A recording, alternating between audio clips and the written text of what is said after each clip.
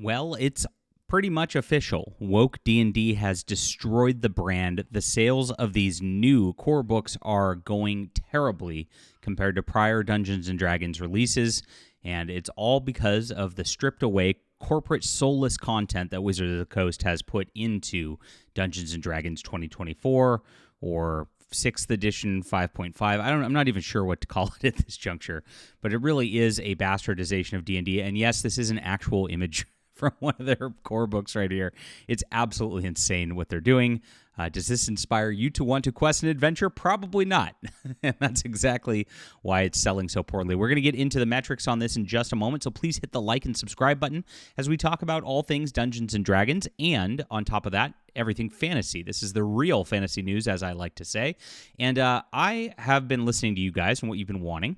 And so I've had this novel sitting for a while. It's called The Demon's Eye. And it is a sword and sorcery fantasy novel, strong male lead, fighting against monsters, sorcerers, demons, etc., that it ends in a really big bang. So I tried to write this in the classic sense that a lot of the stuff that D&D from Appendix N was actually based upon, and I would love for you to check this out. It's available for pre-order right now. I just put this up. It's going to be live on the 18th on Amazon. There will be a paperback edition at that point as well. So check it out in the description below. Support this. Let's get the pre-order numbers high on this and make this a huge success.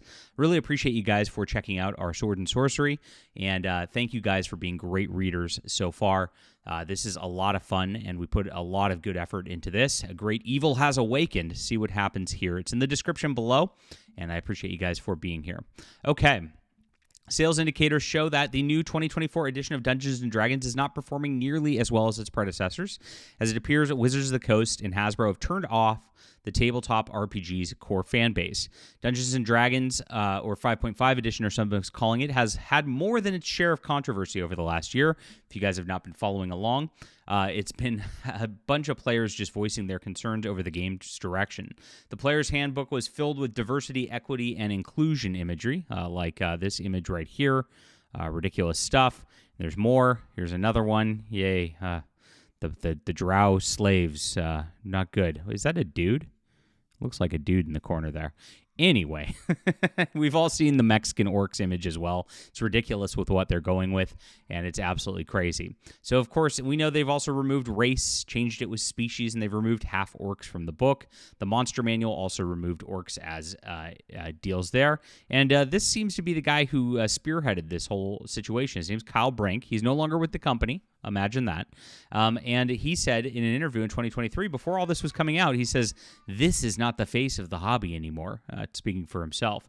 And I think there's been mistakes made in the past years where people assumed that D&D players were all, white dudes in a basement, which has been faulty assumption for a lot of years and gets more false every day.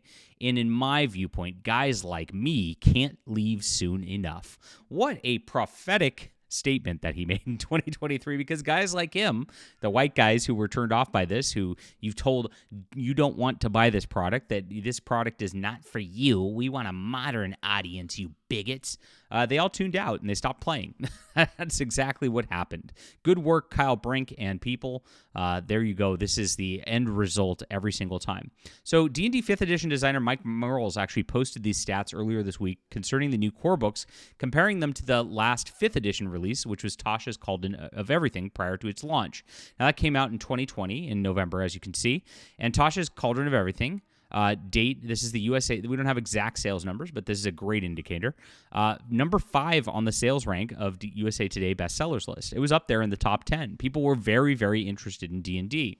And you could see he posted 3 weeks to see how the fall goes, and to 27 on the next week, which is incredibly solid for a 2-week release, and then to 117 by the 3rd week. So that's how new releases go. You get your bulk of your sales when it comes out, and it tapers off over 3-4 weeks, right? And so he's got the player's handbook, very similar results here, and here's exactly what happened with this sort of situation.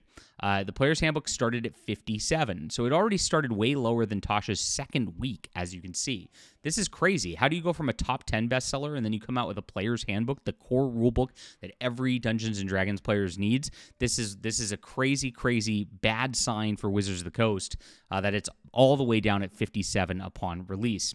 Now, on the second week, it went to 124, and third week, it fell off the charts, which means the sales were absolutely dismal on this. And I've talked to a number of retailers and booksellers. They say that they've been piling up, that they bought their editions out there, and players are not buying it. It's absolutely crazy. He included one more mark because it did pop back up into the chat on December for the Player's Handbook, and the reason it did so is because of the Christmas rush, right, for people getting gifts right away. It then disappeared again. The Dungeon Master's Guide was even worse. It premiered at number 95 and then fell off the charts immediately a week later. So nobody was interested in the Dungeons Master's Guide. Not very good. And the Monsters Manual, as you can see, the stats are from last week, premiered at 85, so not much help there either. Again, these are the core rule books, and the reason that they actually do core rule books like this is because these are actually the books that sell the best. And so they reset these game editions, and it's not just Dungeons & Dragons that does this. Everybody does it, from World of Darkness to Deadlands. They all have their reboot new core books that are coming out all the time because people buy the core books. They don't typically buy supplements like Tasha's Cauldron of Everything in any kind of numbers that go up to the core books. And so that's what their bread and butter is. That's where the game base starts. And so when you have a game base start, it's like a comic book industry, right?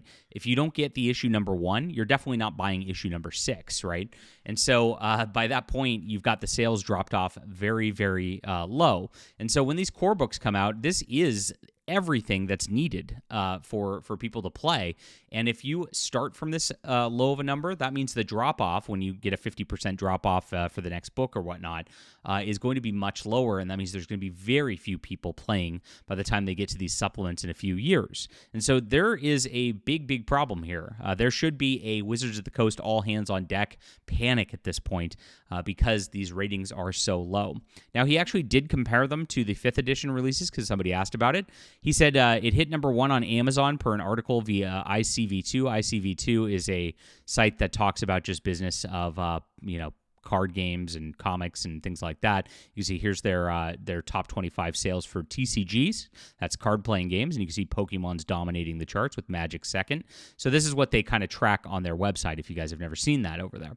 So that hit number 1. It was on the New York Times Games and Hobby list for about a year after its release, meaning that sales of 5th edition were pretty well. And I think people were very interested in 5th edition after 4th edition really tried to change the game and turn it into an MMORPG rather than what it was before. It really twisted the game quite a bit, and so people wanted something different, and were hoping 5th edition would be something better.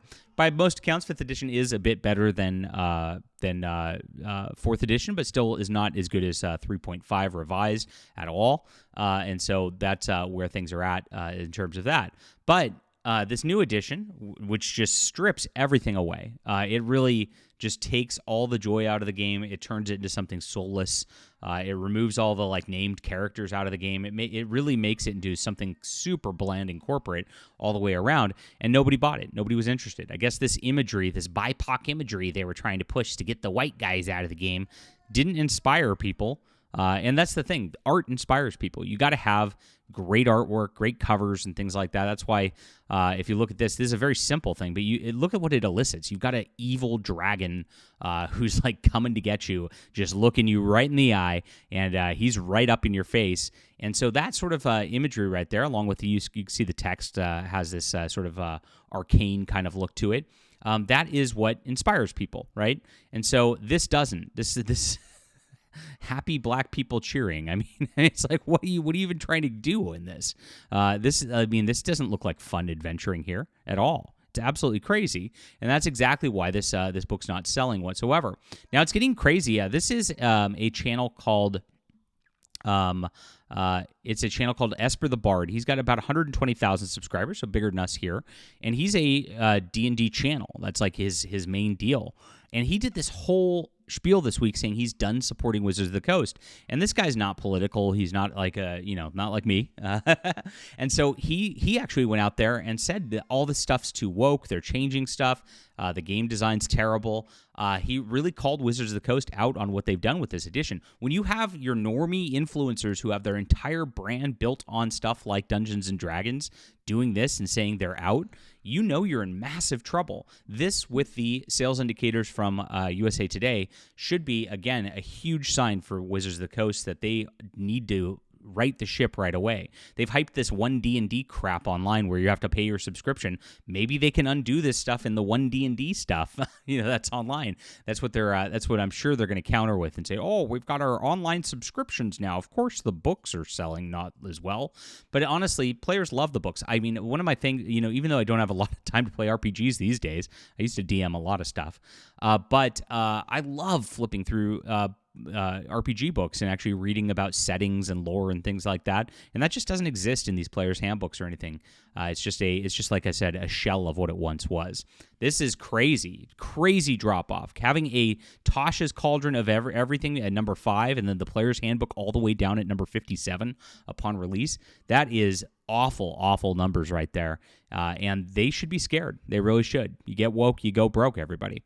That is the news today. Thank you guys for being here. Hit the like and subscribe button. Please be sure to check out my new sword and sorcery novel, The Demon's Eye. Pre-order it today. Get ready for the release. I really appreciate everybody for being here and checking out our fantasy work. I think you'll love this if you love Dungeons and Dragons. Thank you guys so much for being here. As you can see, I mentioned Conan the Barbarian, Chronicles of Amber, Paul Anderson's The High Crusade.